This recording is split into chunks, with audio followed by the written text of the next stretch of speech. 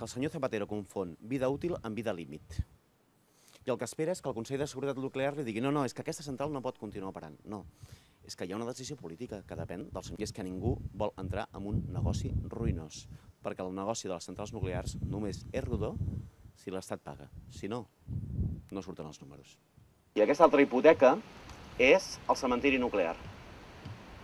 Això que diuen l'ATC, almacén temporal centralizado, s'obliden de dir de residus d'alta activitat, de residus radioactius d'alta activitat, li haurien de canviar el nom, ATC-RRAA, ho dic per no enganyar la gent, com a mínim. No acceptarem que el cementiri nuclear se situï a les comarques de Tarragona, perquè això significaria que les comarques de Tarragona, del Camp de Tarragona, que les Terres de l'Ebre, el que es trobarien és amb una altra hipoteca. Estem en un dels territoris més nuclearitzats de tota Europa.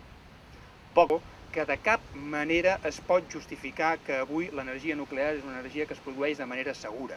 Hem tingut massa accidents, massa riscos i, conseqüentment, hi ha hagut algunes sancions que, de fet, creiem que fins i tot són insuficients, perquè tenint en compte l'efecte i l'impacte que haurien pogut comportar i tenint en compte el marc legal que s'hauria pogut aplicar, segueixen sent sancions insuficients. Per tant, primera reflexió, de cap manera l'aposta per les energies nuclears pot ser considerada una de les eines que ens permetin fer front al canvi climàtic i a l'escalfament global.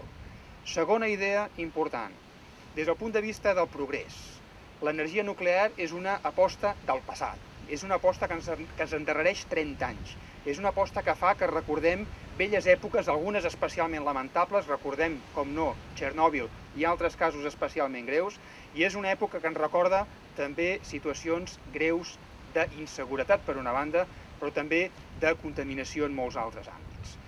Hi ha un tercer element important a destacar a escala europea. A escala europea els països moderns ho estan fent.